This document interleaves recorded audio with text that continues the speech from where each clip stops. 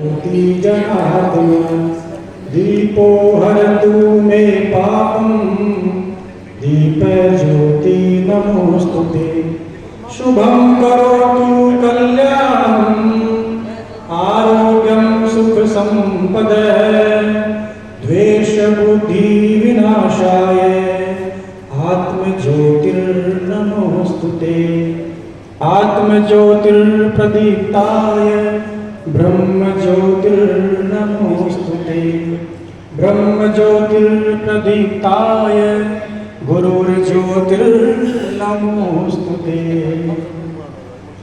अब मैं कुछ परिचय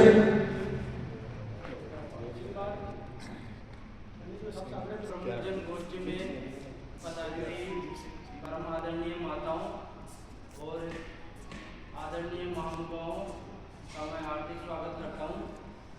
और मंच परिचय में हमारे मध्य मौजूद है उपस्थित है माननीय कर्नल महावीर प्रसाद जी सैनी। आप भारतीय सेना से कर्नल के पद से सेवानिवृत्त है और वर्तमान में अपना ये संघ की दृष्टि से जो हरमाड़ा नगर है उसमें माननीय संघ चालक के नाते हम सभी का मार्गदर्शन कर रहे हैं, जिनका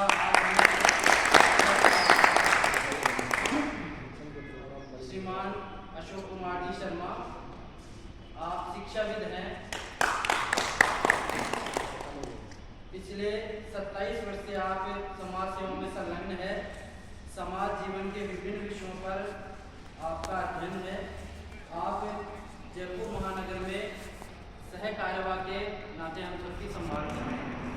अभी नगर के संपर्क प्रमुख श्रीमान सत्यनारायण जी इस कार्यक्रम को विधिवत प्रारंभ करेंगे और उसके बाद मैं भाई साहब से निवेदन करूँगा कि वो हमें बातें प्रदान करें। इसके अवसर पर आयोजित प्रमुख जन गोष्ठी में पधारे आप सभी महानुभावों का हार्दिक अभिनंदन। भारत माता पुनः परम वैभव को प्राप्त होकर और विश्व का मार्गदर्शन करें, इसी लक्ष्य को लेकर 100 वर्ष पूर्व डॉक्टर हेडगेवार के द्वारा किया गया संकल्प आज विशाल स्वरूप धारण कर चुका है। संघ का निर्माण, संघ की राष्ट्र निर्माण की 100 वर्ष की साधना हुई है। पूर्ण लक्ष्य की प्राप्ति तक यह सतत चलती रहेगी। जब विश्व सभ्यता अपने शैशव काल में थी तब भी भारत एक सुविकसित सभ्यता वाला राष्ट्र था। भारतीय ऋषि मुनि विश्व मंगल की कामना के विचार से तप कर रहे थे। कालांतर में आक्रांताओं ने सनातन भारतीय संस्कृति को समूल नष्ट करने का प्रयास किया, परंतु हिंदू समाज ने कभी पराजय स्वीकार नहीं की एवं निरंतर संघर्ष कर विदेशी आक्रांताओं का कड़ा प्रतिरोध किया। वहीं सामाजिक चेतना को जगाने का कार्य प्रमुख महापुरुष बात है कि बहुत पहले नहीं आया, लेकिन हिंदू शब्द का जो उच्चारण हुआ वो विदेश के लोग भी हमको हिंद देश के लोग के रूप में मानते रहे। इसका उदाहरण मिलता है आज जो युद्ध चल रहा है अमेरिका और ईरान का। ये जो ईरान है ये वास्तव में अग्नि पूजक पारसियों का देश रहा है। और ये जो पारसी समाज था इनका एक ग्रंथ है जैन अवेस्ता। जैन अवेस्ता में एक वर्णन आता है जिसमें भारत के यहाँ से कोई व्यक्ति गया था वहां ये पारसी राजा से मिलने के लिए। तो पारसी राजा के मंत्री ने उनको बताया कि कौन आया है, तो वर्णन करते हुए वो कहते हैं कि हिंद देश से एक विद्वान वो मिलने के लिए आए हैं। तो जैसे चीन के रहने वाले लोग ये चीनी, अमेरिका के रहने वाले अमेरिकन, इंग्लैंड के रहने वाले इंग्लिश, ऐसे हिंद देश के रहने वाले तो वो हिंदू। इस देश इस रूप से दुनिया हमको जानती थी, हमारा नाम लेती थी, पहचानती थी। कोई 400 वर्ष पूर्व कोलंबस ही अमेरिका पहुंचा। तो अमेरिका पहुंचा, उसकी खोज को 400 ऐसा वर्ष हुए, तब वो जो वहां के रहने वाले ईसाई थे अमेरिका के, उन्होंने कहा दुनिया को बताते हैं कि हम सबसे श्रेष्ठ हैं, तो इसलिए 400 वर्ष का उत्सव मनाते हैं। कोलंबस के आने का, और 400 वर्ष का उत्सव मनाने के नाम पर दुनिया भर का उन्होंने एक मेला लगाया। मेले में विभिन्न इवेंट थे, अलग अलग आयोजन थे। उसमें से एक था विश्व धर्म सभा। लेकिन वो जो ऊपर बैठा है, ईश्वर जो सृष्टि को चलाता है, इस ब्रह्मांड को रचने वाला है, उसको तो कुछ और ही स्वीकार था। इस विश्व धर्म सभा में भारत से स्वामी विवेकानंद पहुंच गए। मंच तो सजाया था ईसाईयत को दुनिया के अंदर विख्यात करने के लिए, ये सिद्ध करने के लिए कि सारे जितने धर्म हैं उनमें श्रेष्ठ कौन है, तो उसमें श्रेष्ठ वो ईसाईयत है, वो ये कहना चाहते थे। लेकिन वहां से जो आवाज गूंजी, जो स्वर गूंजा, वो स्वामी विवेकानंद का। उसने सिद्ध किया कि विश्व में जो सर्वोच्च है, जो सबको दिशा दे सकता है, वह हिंदुत्व है। उन्होंने जब वहां बोला तो उन्होंने कहा, तो वहां भी हिंदू शब्द का प्रयोग है विश्व के लिए पहली बार। अगर हम माने ये पारसियों वाला घटना, अगर हम ईरान की छोटी मान लेते हैं, तो पूरे विश्व को जो हिंदू शब्द का संदेश गया, वो स्वामी विवेकानंद ने विश्व धर्म सभा से कहा कि हम हिंदू हैं। तो उन्होंने कहा, मैं विश्व के सभी धर्मों की जननी भारत माता की ओर से आपका हार्दिक अभिनंदन करता हूं। फिर उन्होंने कहा, मैं करोड़ों करोड़ों हिंदुओं की ओर से आपका हार्दिक अभिनंदन करता हूं। तो वहां दुनिया ने जाना कि हिंदू क्या है। प्रश्न भी आए कि हिंदू कौन है, ये भारत माता कौन है। तो उन उत्तरों में उन्होंने कहा, ये हिंदू वो है, ये भारत माता वो है, दुनिया में जिस किसी को प्रताड़ित किया गया, वो प्रताड़ित हुआ भारत की शरण में आया, भारत ने उसे प्रताड़ित नहीं किया, उसे स्वीकार किया, उसे स्थान दिया। उन्होंने कहा यहूदी। अब आज का जो युद्ध चल रहा है उसमें यहूदी भी शामिल है, इजराइल। ये इजराइल 1948 तक तो दुनिया में घूम रहे थे, इनके पास देश नहीं था। उससे पहले देश था, पर वहां से भगा दिया गया मारकर। 1948 में द्वितीय विश्व युद्ध के बाद इनको वहां स्थान दिया गया, इनका देश इजराइल पुनः बना। लेकिन ये जब 48 में वहां पहुंचे और उन्होंने फिर अपनी बातें बतानी शुरू की, तो उन्होंने कहा, हम यहां से भगाए जाने के बाद दुनिया के अलग अलग देशों में गए, हम भारत जोड़ने या सुझाव के रूप में हो सकते हैं। स्वागत है, आप में से कुछ बोलना थोड़ा संक्षिप्त में, क्योंकि इतने सारे लोग बोलेंगे तो समय लगेगा, तो 1-2 मिनट में जिनको कहना है इन्हीं विषयों के लिए मेरा आपसे निवेदन है। बाहर के राजनीति के इधर की बात नहीं, अपने यहाँ जो भी बात हुई हिंदू के उत्थान की, हिंदू की जो समस्याएं हैं, जो हिंदू के प्रभाव में आ जाते। गंगोत्री वहां चली, वो तो पवित्र थी, लेकिन माँ गंगा वहां से निकलने के बाद ऋषिकेश के बाद पहली बार ऋषिकेश में धरती पर आती है। कानपुर आते आते बहुत सारे नाले मिला दिए, बाहर की बातें आकर मिल गई, उसको हमें शुद्ध करना है। इस शुद्ध करने के लिए 5 बातें, पंच परिवर्तन, जिसमें परिवार, समरसता, नागरिक अनुशासन, पर्यावरण और स्वदेशी, ये मैंने कहा।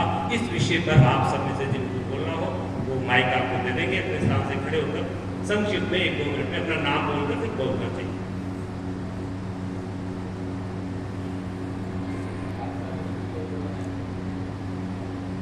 धन्यवाद, बहुत अच्छा। आपने चीज़ें ऐसी हैं जो वास्तव में जो आपने 5 मिनट कहे, उसमें एक बहुत इम्पोर्टेंट है कि जो छोटी बड़ी जातियां हैं उससे जो भेदभाव हो रहा है वो नियमित रूप से कम होना चाहिए। और मेरा कहना यह है कि यदि मान लो कि सरनेम लगाना बंद कर दिया जाए, केवल नाम से पुकारा जाए, तो शायद तीसरे समस्या का हल हो सकता है। ये उनको कोशिश करनी चाहिए, हालांकि बहुत मुश्किल है। पर्यावरण की दृष्टि से मैं सभी को कहूँगा कि हर व्यक्ति को कम से कम अपने जीवन में 10 वृक्ष शुरू करें। एक परिवार में 5 लोग हैं तो 50 पेड़ लगने चाहिए। और यदि किसी को इस एरिया में पेड़ पौधे लगनी चाहिए, मैं फ्री में और मैं पेड़ों से पेड़ बनाता हूँ, और मैं मेरे को अच्छा लगेगा। डॉक्टर साहब का सुझाव है कि पेड़ अगर चाहिए तो आप इनसे संपर्क करके क्या लगाना। अपनी जो संघ की परिभाषा है उसके हिसाब से अपन तालियां नहीं बजाते, केवल सुनते हैं और सुन के नमस्कार।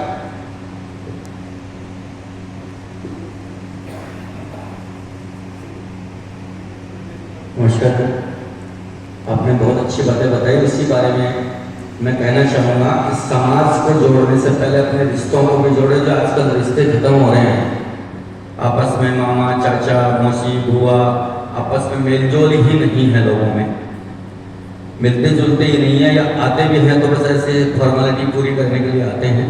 उन रिश्तों से वापस जुड़ा जाए जो आज के 30 वर्ष पहले संयुक्त परिवारों में हम रहते थे, वैसे हम रहना शुरू करें तो हमारा समाज वापस वही स्थिति में आ सकता है। धन्यवाद अशोक जी।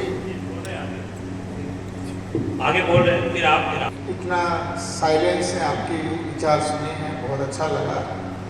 एक चीज़ हमने ऑब्जर्व की है जो मैं आपके साथ शेयर करना चाहता हूँ, क्योंकि शहरों में तो हमारे इस तरह के जो हैं नगर प्रमुख बन गए हैं, लेकिन मैं गांव से बिलोंग करता हूँ। गांव की जो आबादी है वो 60% जो है वो गांव में रहते हैं लोग। और ये जो चीज़ आपने जो बताई है ये गांव में बहुत ज़रूरी हो गई है।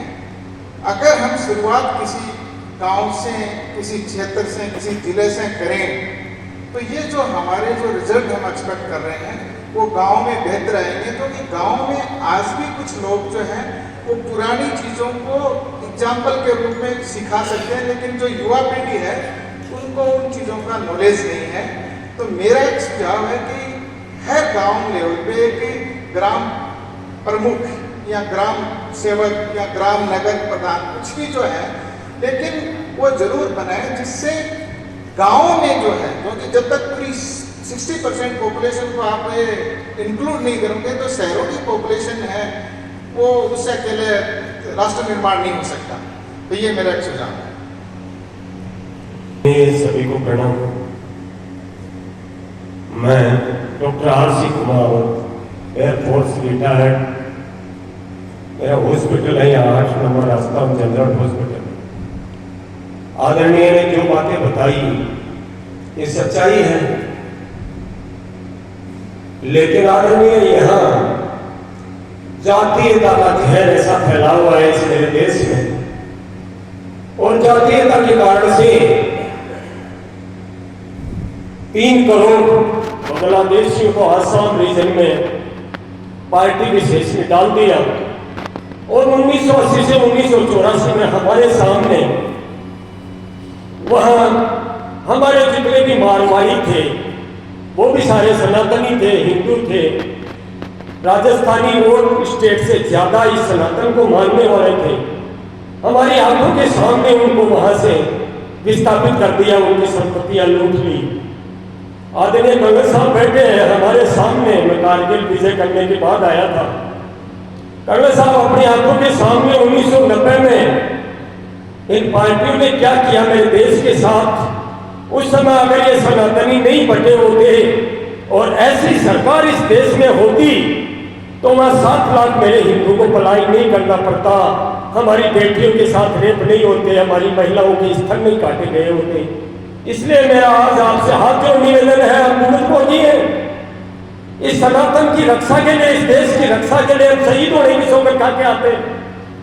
और आज भी हमारे दिल और जहन में वही बात है। लेकिन साथियों, जिस दिन वोट देने की जरूरत पड़ती है ऐसे शख्स को लेके आओ कि जिन्होंने तुम्हारे बच्चों को 28 को शहीद किया। अरे 22 मिनट में हमने उस पाकिस्तान को वो सबक सिखा दिया जो जिंदगी भर याद रहेगा। और आज पूरा वर्ल्ड आप लोगों को सलाम कर रहा है। वही देश है, वही सनातन है, वही लोग हैं। लेकिन उस दिन, वोट के दिन, थोड़ा सा हाथ जोड़ निवेदन है, इस सनातन की जो रक्षा करता है उसका भी ख्याल रखना। कहने को बहुत है, लेकिन साथियों ये दिल की पीड़ा है। आज मेरे को मौका मिला, बहुत बहुत धन्यवाद। मैं चेयर पर बैठता हूँ मेडिकल पे, कई कहते हैं नहीं साहब वो पार्टी अच्छी है। मैं 5 मिनट में उनको वॉइस सेट कर देता हूँ कि आपको क्या करना चाहिए। देश इज सर्वोपरि, nation is first, there you will be safe. नहीं कटोगे तो बटोगे तो कटोगे, ये यूनिवर्सल ट्रूथ है। जय हिंद, जय भारत।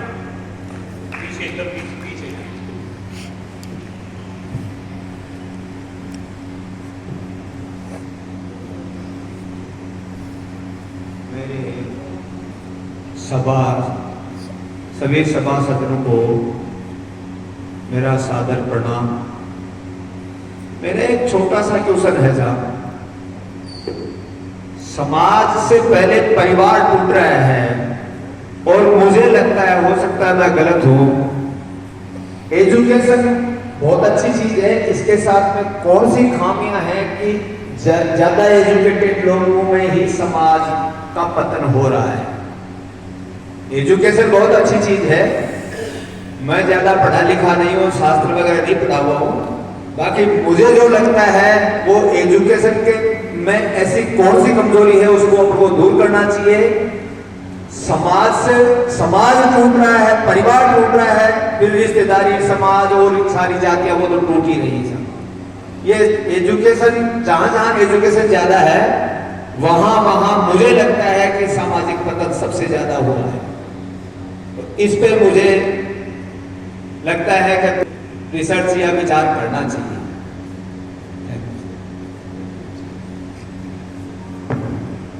जय श्री राम भाई साहब, मैं सभी समाज बंधुओं से निवेदन करना चाहूँगा कि जनसंख्या वृद्धि पर भी थोड़ा ध्यान दिया जाए, जो कि इस समय के अंदर जो हम उम्र, जैसे मेरी उम्र के मान लो, हम दो हमारे एक या हम दो हमारे दो, इस पर भी विचार हो रखा है। लेकिन जैसे समाज बंधु बैठे हुए हैं, इसमें सभी सीनियर्स बुजुर्ग लोग भी हैं, इनके किसी के 8 बच्चे, किसी के 5 बच्चे, किसी के 4 बेटियां, किसी के 5 बेटे वो थे, जिससे जनसंख्या पे भी बहुत अच्छा था और समाज बंधु पे भी बहुत अच्छा। अपनी जो जैसे एक बहन है वो विदा हो गई, लेकिन उसकी कोई मौसी नहीं है, कोई रह गई, उसकी कोई बहन नहीं है, कोई दूसरा भाई नहीं है। तो जनसंख्या वृद्धि पर भी थोड़ा ध्यान दिया जाए, अपने बच्चों को सिखाया जाए कि हम दो हमारा एक नहीं, हम दो हैं तो हमारे 4 जरूर हो। मैं नींदर से अजय राज सर, मैं अशोक से क्वेश्चन करना चाहूँगा। क्वेश्चन ये है कि कुछ प्रॉब्लम्स हमारे इस समाज में अभी है। अभी एक भैया पीछे हैं, उन्होंने एक प्रश्न उठाया कि जो पढ़े लिखे उनमें कुछ ऐसा हो रहा है कि हाँ ठीक है, उनको नॉलेज हो रहा है, पढ़ रहे हैं, बट लेकिन मुझे ऐसा लग रहा है कि जो हमारे पुराने या हम कोई काम करते हैं तो उनमें फर्क आ रहा है। ये कहीं ना कहीं भारत में एक फॉल्ट लगता है मुझे कि कहीं ना कहीं से उनको ये दिया जा रहा है कि वो है ना, जो हिंदू समाज को या तो हिंदू नहीं मान रहा, हमारा बहुत बड़ा टकराव रहता है। मैं नींदर से हूँ और हालांकि RSS से जुड़ा हुआ हूँ, तो हमारे बीच में ये टकराव चलता है। उनको कैसे समझाएं, हिंदुत्व के बारे में कैसे समझाएं, इस राष्ट्र के बारे में, हालांकि वास्तविक बात यह है कि राष्ट्र के बारे में थोड़ी संकोच करते हैं, जैसे कोई बात कहते हैं तो उनके सामने कि भ्रम कौन फैला रहा है, क्या कर रहा है, तो इसके बारे में थोड़ी स्थिति स्पष्ट करें कि हम क्या करें कि इसे जोड़ा जा सके। जैसे राम सभी पंचायत से बड़े बुजुर्गों, माता बहनों, मैं अभी अशोक सर भाई साहब ने जो बात बताई है बहुत ही गहराई से सुन रहे थे, सभी ने तन्मयता सुना। इनके साथ अब जो बात बताया वो बिल्कुल सही है, लेकिन वो चीज़ें आज अपन अपना नहीं रहे। इन चीज़ों को अपन खुद अपने घर से शुरू करें, अपने आप से शुरू करें। जो भी करना, परिवर्तन करना चाहते हैं, जैसे सनातन धर्म का जिस तरह से पहले था, गुरुकुल स्कूलें चलती थी, गुरुकुल चलता था, वो अपना बड़े बच्चों को खुद चलाते थे, खुद जा करके उसके अंदर उसमें भेज देते गुरुकुल में। आज गुरुकुल में अगर गुरुकुल की प्रथा है, अंग्रेजों ने अपने को बर्बाद करने के लिए तो गुरुकुल ही को खत्म कर दिया। इसी वजह से आज ही कोई अंग्रेजी अपने पास सारी स्कूलें, ये प्राइवेट स्कूलें हुई। अब प्राइवेट स्कूलों में बच्चे को अभी आप फरमा रहे थे आप ऐसा कि बच्चों को सिखाए क्या, बच्चों को तो पढ़ने की फुर्सत नहीं देते। आया सुबह पहले उठ करके बाद के स्कूल में चला गया, फिर आया, फिर ट्यूशन चला गया, वो बच्चे को कहाँ डांट देंगे। अभी रणजीत जी जैसे कह रहे थे बच्चे पैदा करने के लिए, अरे बच्चे पैदा करने की माता बहनें चाहती नहीं है, कोई नहीं चाहती, युवा नहीं चाहते, वो हाथ खड़े कर लेते हैं। मेरे 6 बच्चे बच्ची थे, मैंने उनको भी पढ़ाया, सबको किया, ब्याह शादी कर दी, सब कुछ कर दिया। तो यह अपने भ्रम है कि हम कैसे बच्चों को पढ़ाएं, क्योंकि तुम्हारी आवश्यकता ज्यादा हो गई, उन आवश्यकताओं को कम करो, और बच्चों को सीमित अच्छी संस्कृति सिखाओ अपनी। ये अंग्रेजी कोई काम नहीं आएगी, आज बर्बादी का रास्ता ही है अंग्रेजी।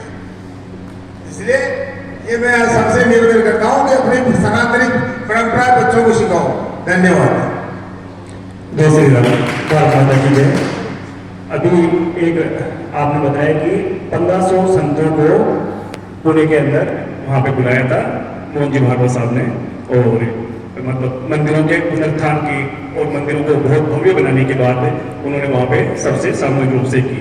मैं सहमत हूँ, मैं सनातनी हूँ, धर्म का मैं भी पक्षधर हूँ, लेकिन मंदिरों के साथ साथ में अगर शिक्षा को भी अगर मान लो सुधार की गुंजाइश अगर हो तो वो शायद मेरे ख्याल से मतलब मंदिर की जगह, शिक्षा की जगह। आज मैं भी जनसंख्या वृद्धि के पक्ष में हूँ, मतलब लेकिन अब जैसे मान लो कि आप बच्चों को भी पढ़ाते हैं तो पढ़ाएंगे मतलब एक तरह से माँ बाप का शोषण हो रहा है स्कूलों में।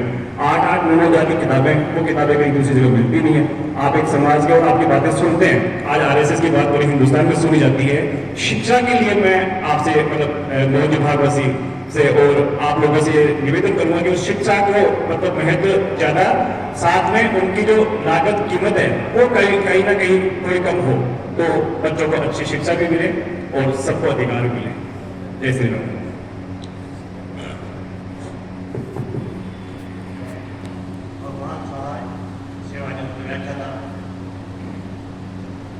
इन सब समस्याओं की जड़ में कहीं न कहीं शिक्षा भी है, और निजी विद्यालय अपना पाठ्यक्रम अलग रखते हैं, राजकीय विद्यालयों के पाठ्यक्रम अलग होते हैं, और पाठ्यक्रम में संस्कारित शिक्षा का कहीं उल्लेख है ही नहीं। जब हम पढ़ते थे तब भी मुगलों का इतिहास पढ़ाया जाता था, लेकिन हमारे भारतीय संस्कृति या भारत के गौरव की बातों को छिपाया गया था। इसलिए मेरा सुझाव है कि शिक्षा में जब आमूलचूल परिवर्तन हो करके कहीं हमारी भारतीयता उसमें लागू की जाए तब कहीं परिवर्तन संभव होगा। अतः मूल एक समस्या ये भी है। जैसे हम सभी जो बैठे हुए महानुभाव हैं, मोदी जी भी हैं, सभी ने अपने अच्छे विचार किए, सभी को सुना भी। मेरा सभी से निवेदन ये है कि जो भी 2 महानुभावों ने, मैं नाम नहीं जानता से दूंगा, उन्होंने बताया कि साहब बड़े बड़े जो स्कूल में पढ़ रहे हैं, बड़े शिक्षित लोग हैं, जहाँ शिक्षा ज़्यादा है परिवार भाई ज़्यादा टूट रहे हैं। उसका मैं ये तरह की ये कारण हमारा एक घर से शुरू होता है। बच्चा स्कूल में क्या पढ़ के आ रहा है उसे मतलब नहीं है, लेकिन आप घर में उसको संस्कार क्या दे रहे हैं वो सबसे महत्व है। हम लोग घर में बच्चों से वार्तालाप करते ही नहीं है, उनसे पूछते नहीं क्या स्कूल में गया, क्या पढ़ाया क्या नहीं पढ़ाया, उस पर हम लोग ध्यान देते नहीं है। तो मेरा निवेदन है कि मेरा व्यक्तिगत जो है, मैं आदर्श उदय स्कूल से पढ़ा हूँ बचपन से। हम लोग उस टाइम पे शाखा में जाते थे, हमारे को सिखाया जाता था गुरुजी बोलना है। हमने सर बोलना शुरू किया 10वीं क्लास के बाद में। सुबह उठना है, उठ करके धरती माता को प्रणाम करना है, स्कूल जाने से पहले माता पिता के चरण स्पर्श करके जाना है। घर में कोई भी अभिभावक आ रहा है, बड़ा बुजुर्ग आ रहा है, उसको आते ही धो देना है। लेकिन हमने हमारे बच्चों को सिखाया ही नहीं वो कि सब हमारे को ऐसा सिखाते हैं। हम सिखाते हैं कि देखो भाई मैं स्कूल में पढ़ता था उस टाइम पे हमारे को गुरुजी ऐसा सिखाते थे। अब आज अभिभावक कोई भी वार्तालाप करता नहीं है, उसका ये सबसे बड़ा कारण है। दूसरा, जितने भी बुजुर्ग हैं, शायद यहाँ पे कई रिटायर्ड लोग भी हैं जो अभी फ्री है, अपन आज यहाँ पे चर्चा कर रहे हैं, इसी हिसाब से अपने हर गली मोहल्ले में शाम के समय शायद सब लोग बैठते होंगे, छोटी छोटी सभाएं करते होंगे सब लोग।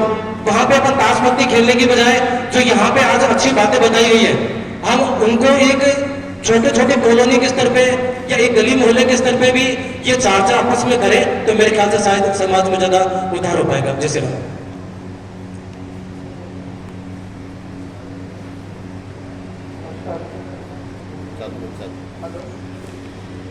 मैं बहुत सारा धन्यवाद देना चाहूँगा कि बहुत ऐसी उपयोगी चीज़ें बताई हैं और आप सभी लोगों का कृतज्ञता प्रकट करता हूँ।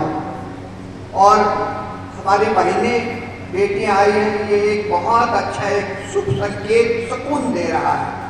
मुझे याद आ रही है, पुराने आप में से होंगे तो बलराज मधोक जी का नाम पहले सुना था मैंने। मेरे चाचा जी एक बैग लेके बच्चे बांटते थे जब मैं 6वीं 7वीं क्लास में होऊंगा तब, और तब से मुझे ये लगा कि हाँ ये रास्ता बिल्कुल सही है। और आते आते 69वीं साल में और बीच में भी संपर्क रहा है, ये रास्ता बहुत सही है। और कुछ ऐसी चीजें की जाए, जैसे हल किया जाए, साहब ने बताए हैं 5 चीजें, जिसमें से मेरे हिसाब से जो इस वक्त प्रदूषण और रैश ड्राइविंग, जो गाड़ियां दुर्घटना हो रही है, जो पीछे बेवा हो रहे हैं, पीछे की समस्याएं छोड़ के जा रहे हैं, उसको भी कहीं न कहीं निजात के लिए सुझा सकते हैं या शामिल कर सकते हैं। तो बहुत बहुत धन्यवाद, आभार प्रकट करता हूँ। धन्यवाद। जय सिया राम। भाई साहब को प्रणाम, सभी को नमस्ते। और मेरा नाम सुनील है और मैं यहाँ हरमाणा नगर में हूँ। और मेरा ये सुझाव ये था कि अभी ये गर्मी का जो सीजन चल रहा है, तो इसमें सभी अपने छतों पे परिंदा लगाए और उसमें पानी भरे और जो छोटे छोटे पक्षी हैं उनको दाना थोड़ा डालें। और पहले जब मैं देखता था, पहले के ज़माने में सब गायों को रोटी देते थे, आज थोड़ा मैं देख रहा हूँ बहुत सी जगह गायों को रोटी नहीं देते हैं। तो मैं सभी माता बहनों से, सभी भाइयों से निवेदन करूँगा कि सबसे पहले जो रोटी बनाए वो एक रोटी गाय माता के लिए रखें और दूसरी रोटी आप चाहे तो कुत्ते को दे सकते हैं। जिससे क्या है कि अभी हमारे क्षेत्र में देखता हूँ गायों की बहुत ही संख्या बहुत कम हो चुकी है, क्योंकि गायों को भी खाना चाहिए। तो वो आती थी पहले गाय रोटी के लिए, लेकिन आज अब देना बंद कर दिया। आजकल की जो बहुएं हैं उनको फुर्सत ही नहीं है रोटी देने का। तो मैं सभी से ये हम्बल रिक्वेस्ट है मेरा कि गाय के लिए अपना एक निवाला जरूर निकाले। और सबसे ज़्यादा अभी जो गर्मी का सीजन है, इसमें अपनी छत पर एक परिंदा लगाए और आसपास में जो पेड़ है उन पे एक एक परिंदा लगाए और सभी अपनी कॉलोनी वाले इकट्ठे करके 2-2 रुपये 5-5 रुपये पक्षियों के लिए करके दाना चुका कर रखते हैं, वहाँ पे दाना डाले सब के सब। ये मेरा आप सभी से निवेदन है। और जो पर्यावरण की रक्षा करना बहुत जरूरी है। धन्यवाद। जय श्री राम। अपनी सनातन संस्कृति के लिए सर्वप्रथम हम विशेष रोजाना हर एक व्यक्ति शब्द बोलता है हेलो, और ये मेरे हिसाब से हर एक आदमी दिन में 50 बार जरूर बोलता है। इस शब्द को हटाकर अब जय श्री राम, जय श्री राम इस शब्द का प्रयोग अपने फोन पर करना शुरू कर दो, तो ये सनातन संस्कृति के लिए बहुत अहम मोड़ होगा। धन्यवाद। इधर मध्य में उधर से आप कर दिया। जय श्री राम। सभी प्रमुख जनों को सादर प्रणाम। सर अशोक जी, सर अभी जैसे महिलाओं की आप चर्चा कर रहे थे, उसी संदर्भ में एक छोटा सा निवेदन है कि जैसे सर जैसे आप आए, जैसे सत्यनारायण जी आए, ये भी अपने साथ में महिलाओं को साथ लिया थे। तो एक तरह से हम सबको ये लगता है कि भाई ये भी लेके आए, तो अपन भी अगली बार जैसे भी कोई प्रोग्राम होगा संघ का, तो उसमें हम सब लेके आएंगे। एक छोटा सा इसके आगे मैं एक निवेदन करना चाहता हूँ। ये मेरी थोड़ी सी समस्या है कि एक मेरी छाया है वो थोड़ी दुखी है कि उस छाया ने सन 1977 से 2019 तक किसी संगठन की बहुत बढ़िया निस्वार्थ सेवा की, समाज की बहुत निस्वार्थ सेवा की, और उस सेवा के बदले में जैसे आप 2 बिस्किट खिलाएंगे ना यहाँ पे, तो स्टेटस डाल देंगे कि 2 बिस्किट खिलाए, 2 गाय को चारा खिला दिया, वो स्टेटस में परिवर्तित हो जाता है। वो कभी किया नहीं उस छाया ने कभी भी, और निस्वार्थ भाव से वो 1977 से 2019 तक बहुत बढ़िया सेवा संगठन की जिससे वो जुड़ा हुआ था और समाज की जिसका वो सेवक था समाज का। बट कई बार होता क्या है कि जो अलग तरीके से लोग आ जाते हैं बीच में, जो कभी जो मैंने कहा बिस्किट वाले दिखाने वाले, वो बाजी मार जाते हैं, और जो छाया है, जो मेरी जो छाया थी वो पीछे हट जाती है। और वो जब 1977 से 2019 तक सिर्फ 52 किलो का था, जब उसने ये विचार किया कि मेरा इसमें आगे कोई भविष्य जिस हिसाब से जो चल रहा है अभी उसमें कुछ नहीं है, मैं सिर्फ मेरे परिवार की तरफ ध्यान दूंगा। उसके पहले वो परिवार की तरफ ध्यान नहीं देता था, परिवार को सेकेंडरी मानता था वो, और अपने संगठन को और समाज को पहले मानता था। लेकिन जब से उसने अपने परिवार को प्रथम स्थान देना शुरू कर दिया, तो वो 52 किलो से 73 किलो का हो गया, और आज स्वस्थ और सुंदर है और स्वस्थ है और मस्त है। इसके बारे में आप क्या कहेंगे?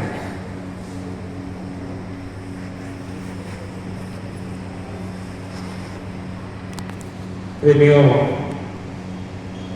अशोक जी आप सबके बीच में विराजमान हैं, इन्होंने अपने सुंदर विचार सभी के सामने रखे हुए। आप सभी प्रबुद्ध नागरिक यहाँ विराजमान हैं। सबने अपने अपने विचार व्यक्त, बहुत सुंदर विचार व्यक्त किए हैं, परंतु जब हम जमीनी स्तर पर किसी भी विषय को लेकर हम वार्ता करते हैं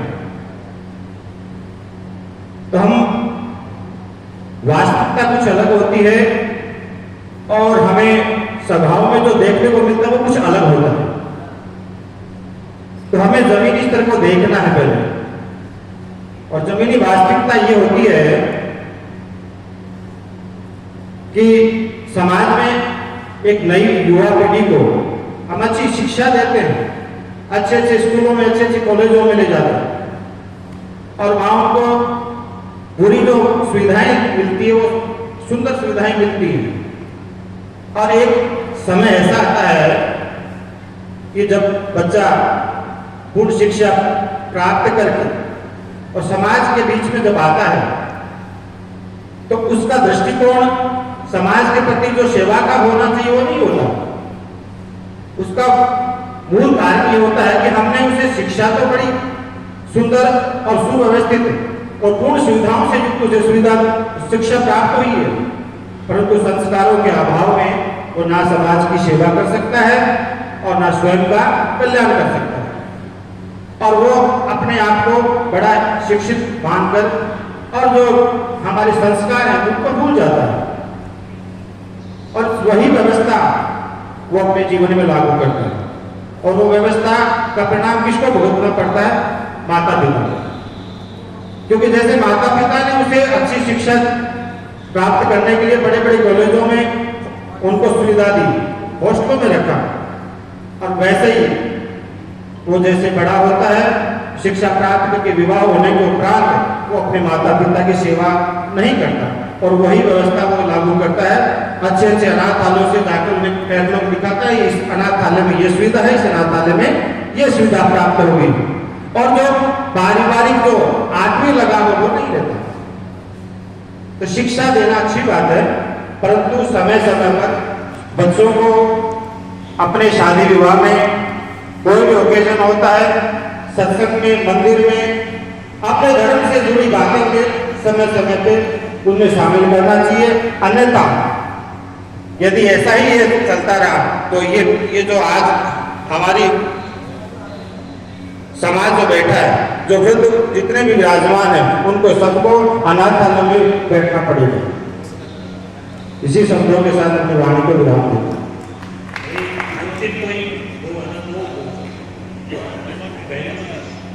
एक के अलावा कोई एक हो, क्योंकि सबके पास तो यही नहीं है, तो उस समय चर्चा कर लेंगे।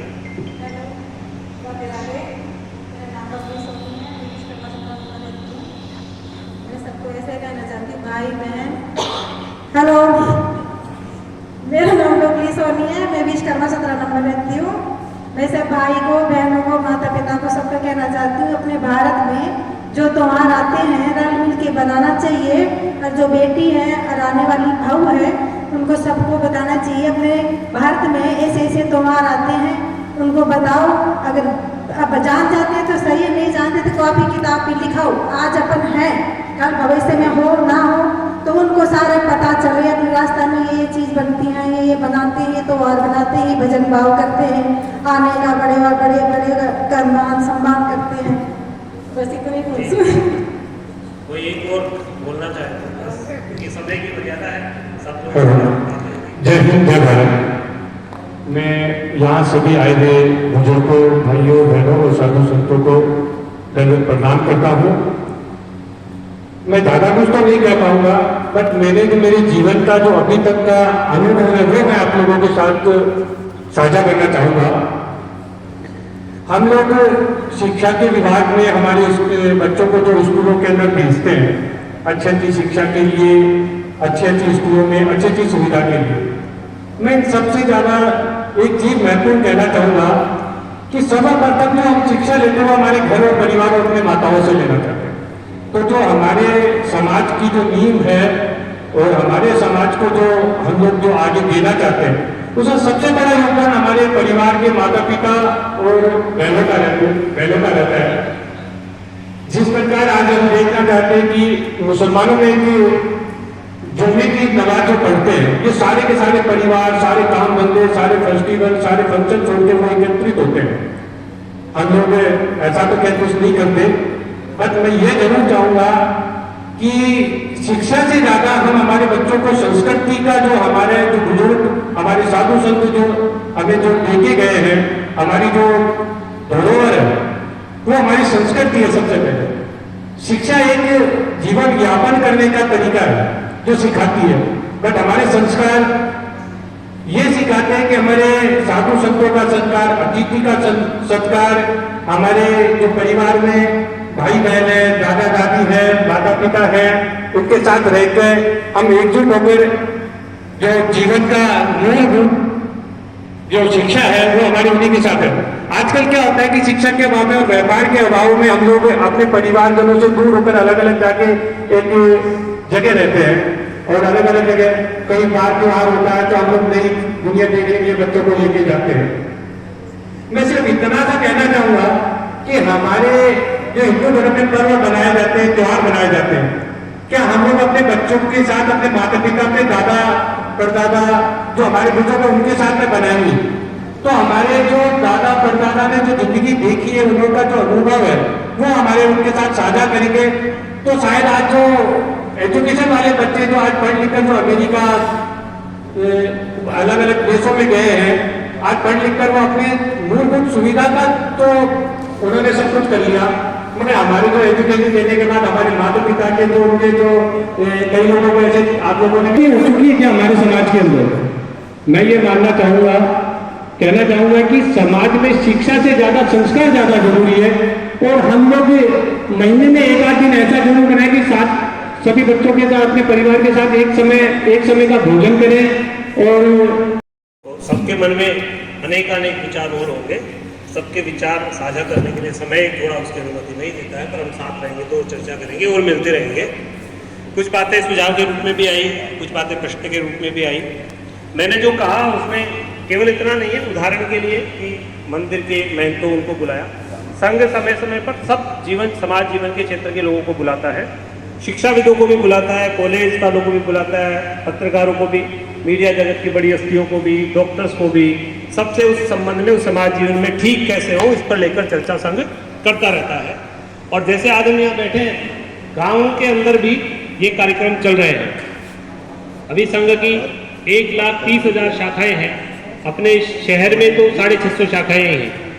तो ऐसे ग्रामीण क्षेत्र में ग्राम विकास की चलाता है, जो आप कह रहे हैं वही चीज चल रही है कि हर ग्राम वो अपना विकास करे, वहाँ पर रोजगार, शिक्षा, संस्कार, स्वावलंबन ये आए। अब निश्चित रूप से गति धीमी है, इसलिए इनको आप तक नहीं पहुँचा होगा, पर वो वहाँ पर प्रयास जारी है। और गाँव ही नहीं तो वर्ण, पूर्वांचल, नागालैंड, मिजोरम, मेघालय, अभी चिंता व्यक्त की भाई कैसे समझाएं, किसी को समझाने की आवश्यकता नहीं है, सब समझ रहे हैं। जब नागालैंड, मिजोरम, मेघालय में गए, यहाँ मूल बात थी हमारे व्यवहार की कि पंच परिवर्तन में हमसे व्यवहार शुरू होगा, हमारे आचरण में समरसता का व्यवहार आना चाहिए। सामने वाला जब व्यवहार देखेगा तो अपने आप मान जाएगा। एक छोटा सा उदाहरण है, नागालैंड, मिजोरम, मेघालय में जब प्रारंभ में संघ गया तो समझ में आया कि भाई वो लोग कह रहे थे कि हम तो हिंदू ही नहीं है, तो संघ ने जल्दी नहीं करी, संघ ने सेवा कार्य शुरू किए कि कोई बात नहीं, हमारे भारतवासी हम सेवा करेंगे, चिकित्सा, शिक्षा, इसके लिए बहुत अच्छे काम हुए। धीरे धीरे वही कहने लगे गौड़ हिंदू, मतलब अपनी जाति का नाम बोलकर हम फलाने हिंदू, मैतेई हिंदू, हिंदू मैतेई, ऐसे वो कहने लगे। अभी हिंदू सम्मेलन हुए तो ये ध्यान में आया कि भाई इतने हिंदू सम्मेलन नागालैंड, मिजोरम और अंडमान निकोबार में तो हो ही नहीं पाएंगे। वहाँ तो लोग तो डर रहे थे, लोग करने वाले संघ के, जो उन्होंने कहा कि भाई या तो स्वधर्म के नाम से करेंगे। वो स्वधर्म के नाम से करने वाले सम्मेलनों में भी 12-12 हज़ार की संख्या के हिंदू सम्मेलन, अपने यहाँ नहीं हुआ होगा 12,000, अपना तो खैर बड़ा हो गया अल्माड़ा में क्योंकि महाराज आए हुए थे, पर वो वहाँ 12,000 का, नागालैंड, मिजोरम में एक स्थान पर ऐसा 12,000।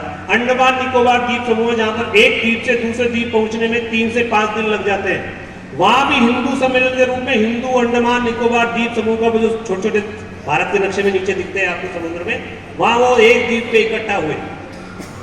अभी ये तो क्या समाज थोड़ा इको करता है आवाज को। एक बहन है, उन्होंने मेरे को कहा, ऐसे चर्चा चल रही थी, वो जहाँ से कहा जाता है कि हिंदू नहीं, तो उन्होंने कहा आप चिंता मत करो, ये क्या है हमारे लोग बाहर आकर बोलते हैं, हमारे घर में तो वही मंदिर में पूजा हो रही है। चिंता इतना विषय नहीं है, विषय हमारा व्यवहार ठीक रहना चाहिए, क्योंकि सारा समाज एक ही है, सब ऋषियों की संतानें हैं। यानी वो जात व्यवस्था, वो यही का उदाहरण है। अपने खो नागोनियन गांव है, पुराना नाम खोगंग है, 2000 साल पुराना भगवान शिव जी का चतुर्भुज रूप मंदिर बना हुआ है। वहाँ एक शिलालेख है, शिलालेख संस्कृत में है। राजा कौन थे? राजा राव चांदाजी थे। अभी का जो मीणा समाज है उससे आते हैं। उनको संतान नहीं थी तो गलता में स्नान करने के लिए गए। गलता जी में स्नान करने के बाद ऋषि से, पति पत्नी से उन्होंने आशीर्वाद मांगा। आशीर्वाद स्वरूप उनको 2 संतान हुई। पहली पुत्री है इला, दूसरा पुत्र सुण। हमारे परंपरा है कि भाई किसी मठ से, सन्यासी से कोई आशीर्वाद मिला है तो पहली संतान को देना। तो अभी पुत्री है तो क्या करें? तो बाद में युवा संत जो संत थे वहाँ के, गलता वो ग्रस्त लोग हैं, तो वहाँ विवाह हो गया नाडो ऋषि से। नाडो ऋषि और माँ इला की संतान है, ये नाडला गोत्र बन गया। समाज का नाम मीणा समाज, तो मीणा समाज में नाडला गोत्र। मैं भी जगतपुरा में एक मीणा समाज के बंधु से मिला तो वो मुझे कह रहे थे, तब तक ये कहानी मैंने उनके इतिहास में पढ़ी थी, और वो कह रहे थे हमारा गोत्र वो गलता तीर्थ से निकला। तो मुझे ये बात ध्यान आ रही थी, वो जो नाडो ऋषि इला है उनकी संतान जहाँ से मैं आया हूँ, वहाँ जोटवाड़ा से, वो जोटवाड़ा जिन्होंने बसाया वो जेठाराव जी मीणा। जेठाराव जी वहाँ के राजा थे, और जैसे महाभारत में कर्ण प्रसिद्ध है दानवी, वैसे जेठाराव जी प्रसिद्ध थे, ये बड़े दानी हुए हैं। जेठा जी का नाम अपभ्रंश होकर बाद में झोटा मीणा हो गया, और जेठवाड़ा ये झोटवाड़ा हो गया। इन्हीं माँ इला और इनकी संतान, इन्होंने बसाया गैटोर, इन्होंने बसाया जामड़ोली। तो यहाँ पर, और वो जो मैं मंदिर बता रहा था एक्चुअल में, अभी आप जाएंगे तो दृश्य बदला हुआ है, नीचे सब जालीदार टोपी वालों के घर बन गए, उसमें अकेला मंदिर है। वो मंदिर के बाहर एक शिलालेख था, बहुत सारे शिलालेख थे, गायब कर दिए गए, तो हमने वो शिलालेख उठाकर मंदिर में रखवा दिया। वो शिलालेख संस्कृत भाषा में 2000 पहले मीणा समाज के राजा, भाषा कौन सी लिखी हुई है शिलालेख में? संस्कृत, सनातन की भाषा। बाद में कोई राजनेता खड़ा होकर कहता है हम हिंदू नहीं है, तो वो शिलालेख बोल रहे हैं हम कौन है? गोंड जनजाति है कर्नाटक की, उन्होंने कहा कि साहब हम तो जनजाति है, हम हिंदू नहीं है। उनके एक संघ के प्रचारक लगे रिसर्च करने में, तो बड़े शिलालेख निकले वहां के गांवों के राजाओं के आदेश निकले, गोंड राजाओं के। उन गोंड राजाओं ने जो पत्र आदेश जारी किए उनमें ऊपर लिखा हुआ श्री गणेशाय नमः। तो सदा से चली आ रही है, सोशल मीडिया पे कुछ इको किया जाता है, कुछ राजनीति के रूप में का डरने का नहीं, लेकिन व्यवहार, शिक्षा आवश्यक है, ये मेरा पूरे बिंदु में था। शिक्षा से सब कुछ होगा, लेकिन शिक्षा में समावेश है संस्कार का। हमारी शिक्षा क्या कहती है? धर्म, जीवन पद्धति, संस्कार, इतिहास, विज्ञान, गणित, ये हमने सिखाया है। हमारे ऋषि को गणित का भी अध्ययन करते थे, हमारे ऋषि को अंतरिक्ष का भी अध्ययन करते थे। यहाँ बैठे बैठे उन्होंने अध्ययन किया कि सूर्य की दूरी कितनी है, चंद्रमा की दूरी कितनी है। उन्होंने अध्ययन किया कि ये कैसे कैसे घूमेगा, और आज से 100 वर्ष 1000 वर्ष बाद चंद्रमा, सूरज ये कब एक लाइन में आएंगे और ग्रहण होगा। ये विज्ञान का तो अध्ययन कर रहे थे वो। वनस्पति शास्त्र का अध्ययन किया, जीवन जीने की, योग की पद्धति, दवा, आयुर्वेद सब किया है, यानी वो सारी मिलाकर शिक्षा है। अभी जो मेघालय ने जो बनाई उसमें केवल वो जो सिखाने का पाठ्यक्रम आ गया, सरकारें कर रही है, पाठ्यक्रम बदल रहा है। अभी आप जो नया पाठ्यक्रम देखेंगे जो एनसीईआरटी का आ रहा है, उसको पढ़ेंगे तो गर्व अनुभव करेंगे कि रूपांतरण हो रहा है। लेकिन मेरा फिर एक बिंदु पर जोर है, अपनी दृष्टि सरकारों की ओर नहीं ले जाइए, अपनी दृष्टि अपने समाज की ओर लाइए। हम स्वयं करेंगे, फिर समाज करेगा, सरकारें उसी प्रकार करेगी, क्योंकि सरकारें को चुनता कौन है? समाज चुनता है। जिस दिशा में समाज चलने लगता है, सरकारों को मजबूर होकर उस दिशा में आना पड़ता है। सरकारें आज से पहले कैसी थी? क्या ये सब जो काम आज हो रहे करने दे रही थी क्या? आज जिन पार्टियों की सरकार है वो भी इतना कर पाती थी क्या? वो कब करने लगेगी? जब हमारा जनमानस उस प्रकार का बनेगा। तो करना हमको ही है, हम सबको है। और संघ को ठेका मत दीजिए, आपको बुलाया इसीलिए। संघ ठेकेदार नहीं बन सकता, क्योंकि उसमें इतना ताकत हम जितना भी हुआ है, संघ इसको बिल्कुल भी ये नहीं मानता कि संघ ने किया है। जिस दिन समाज ने कहा कि संघ ने कर दिया, उस दिन संघ का फेलियर है, उसी दिन संघ असफल हो गया। राष्ट्रीय स्वयंसेवक संघ के सरसंघचालक जी कहते हैं, जिस दिन ये आवाज आएगी कि देश के अंदर जैसा भारत होना चाहिए, जैसा भारत था, उन संस्कारों पे भारत खड़ा हो गया। यहाँ की शिक्षा व्यवस्था वैसी हो गई, यहाँ की स्वास्थ्य व्यवस्था वैसी हो गई, यहाँ की समाज व्यवस्था वैसी हो गई, सबको रोजगार मिल रहा है, अर्थव्यवस्था अच्छी हो गई, विज्ञान में हम प्रगति कर रहे हैं, रक्षा में, और ये सब किसने किया? भारत के समाज ने किया। अगर ये आवाज आई तो संघ की सफलता है, और ये कहीं से आ गई कि ये देखो संघ वालों ने ऐसा कर दिया, तो संघ का होना व्यर्थ है। संघ न तो ठेकेदार है न संघ कुछ कर सकता है। जो भी आज तक अच्छा हुआ है वो आप सबने किया है, समाज ने किया है, इसलिए आप सबको बुलाकर निवेदन किया। आप आए संघ के उस पर, ये तो बहुत अच्छी बात है। इन बातों को अपने जीवन में और आप अनुसरण करेंगे लोग आपका, इसलिए वो भी उसको करें आगे की। हुए आप सभी महानुभाव, आप सभी ने अपना बहुत ही कीमती समय अपनी दिनचर्या से निकाल कर दिया और यहाँ पधार कर इस कार्यक्रम की शोभा बढ़ाई। धन्यवाद अदा करता हूँ और आशा करता हूँ कि भविष्य में भी आप लोगों का ये सहयोग और ये सपोर्ट बना रहेगा। और इसके साथ ही ये सिल्वर इन रिसोर्ट की पूरी टीम और इनके मालिक श्री भवानी शंकर शर्मा जी का भी मैं तहे दिल से धन्यवाद अदा करता हूँ, जिन्होंने ये इतना आलीशान वेन्यू हमें उपलब्ध कराया।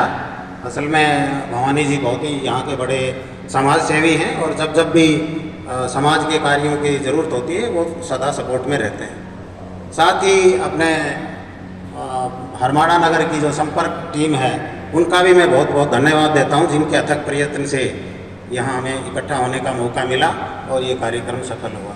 आशा आपका एक बार फिर धन्यवाद देते हुए मैं आशा करता हूँ कि भविष्य में भी आपका सहयोग बना रहेगा। बाकी मेरी तरफ से जय हिंद, जय भारत। बहुत बहुत धन्यवाद है, आप थोड़ा आर लीजिए। अभी कुछ सूचनाएं हैं, ध्यान करेंगे। मार्केट में समाज में कुछ भ्रामक समाचार हमें पढ़ने को मिलते हैं, तो सही समाचार, तथ्यात्मक रूप समाचार ऐसे मिले, इसके लिए एक पत्रिका है पाथेकण। तो जिनको पाथेकण पत्रिका लेना है, यह पत्रिका महीने में 2 बार आती है, महीने में 2 बार। इस प्रकार से पूरे साल भर में कुल 24 पुस्तिकाएँ आती हैं। उसकी सहयोग राशि है 200 रुपये मात्र पूरे साल की। तो जिनको भी लेना है तो रजिस्ट्रेशन के लिए बाहर स्टॉल लगी हुई है, वहाँ आप पंजीकरण करवा सकते हैं। इसी प्रकार गो उत्पाद की स्टॉल भी बाहर लगी हुई है, साहित्य सशुल्क वहाँ खरीद सकेंगे। अन्य स्टॉलें और भी हैं, आप कृपया सभी स्टॉलों पर जाइए, देखिए। एक सूचना और है, अल्पाहार की व्यवस्था रहेगी कार्यक्रम के बाद में। सभी से आग्रह है कि आप अल्पाहार करके जाएंगे।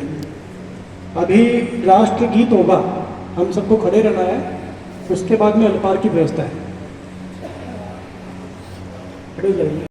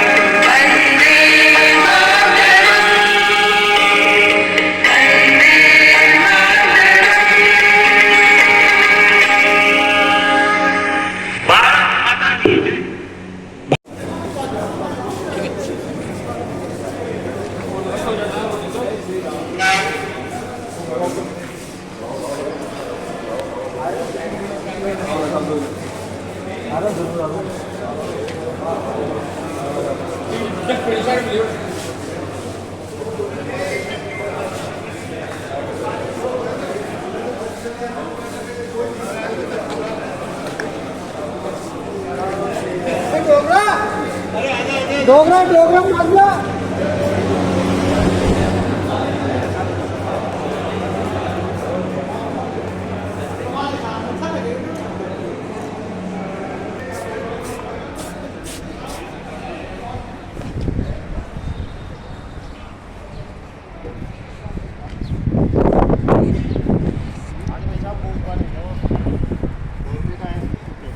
जय श्री राम।